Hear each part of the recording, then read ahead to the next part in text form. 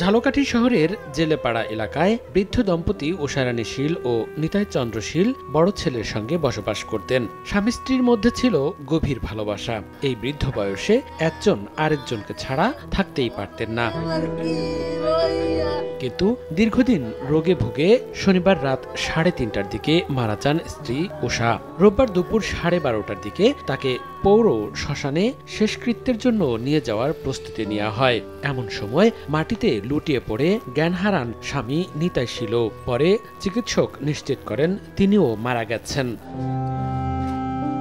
স্ত্রীর মৃত্যুর শোকে স্বামীর এমন মৃত্যুর খবর এলাকায় ছড়িয়ে পড়লে দম্পতির স্বজন ছাড়াও এলাকাবাসীর মধ্যে গভীর শোকের সৃষ্টি হয়। এই দুইজনের ভিতরে এতটা গভীরতা সম্পর্ক ছিল যা একজন আরেকজনকে ছাড়া থাকতে পারতো না। খুব ভালো লাগছিল। এই বুড়ো বুড়ি দুইজন একই জায়গায় থাকতো, একলগে খাওয়া দাওয়া করতো, একজনের দেখাশোনা করতো। যখন শুনছে যে মাওই মারা গেছে, শ্মশান ঘাটে নিয়ে যাওয়ার কথা শোনার পরেই তালই সেও মারা গেছে। আমার মা মারা গেছে রাত্র 2:45 আমার বাবা মারা গেছে বেলা দুপুর 12:45।